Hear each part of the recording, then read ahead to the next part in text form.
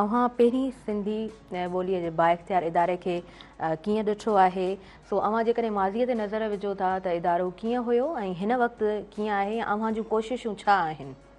ॾाढो ख़ूबसूरत सवाल ऐं यकीनन जंहिं जाइ ते डॉक्टर नबीबख्श खान बलोच रहियो हुजे, डॉक्टर ग़ुलाम अली अल्हाना रहियो, डॉक्टर नवाज़ अली शौक़ साहब रहियो हुजे, अमर जलील साहब रहियो हुजे, डॉक्टर नबीबख्श काज़ी साहब रहियो हुजे, हमीद सिंधी साहब रहियो हुजे, साईं कासिम बुघियो साहब, डॉक्टर गफ़ूर मेमन साहब, अकबर लगारी साहब, वॾा माण्हू इन जाइ ते रही विया आहिनि।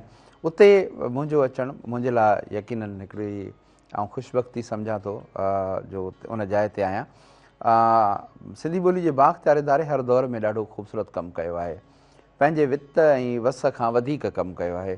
मुख़्तलिफ़ चेयरमैन जा दौर साम्हूं खणी ॾिसजनि था त डॉक्टर नवाज़ अली शौक़ साहब खे दावत ॾेई मूं 2-4 ॾींहं अॻु में घुरायो, बल्कि पाण आयो मुबारक ॾियणु, त हुन ॻाल्हि कई त इदारे जी शुरूआति जेका हुननि कई उहो कैंटीन में वेही करे हुननि इदारो क़ाइमु कयो।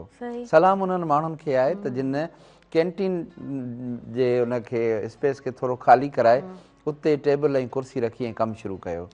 हाणे इतां कमु जेको शुरू थियो हिन महिल त शानदार उनजी इमारत तव्हांजे साम्हूं मौजूदु आहे।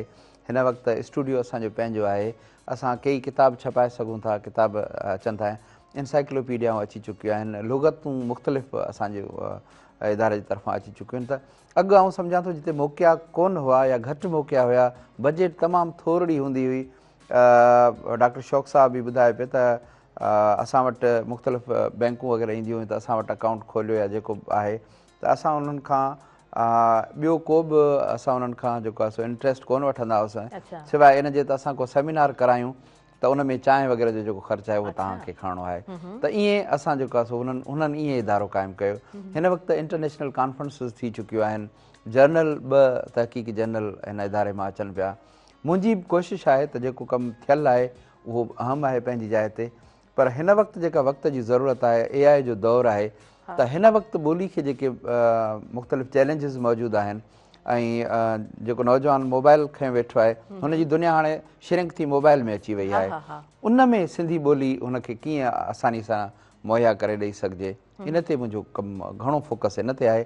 बाक़ी ज़ाहिर आहे किताब त आहिनि ई आहिनि ऐं प्रोग्राम बि आहिनि ई आहिनि, पर मुंहिंजो घणो फोकस इन पासे आहे।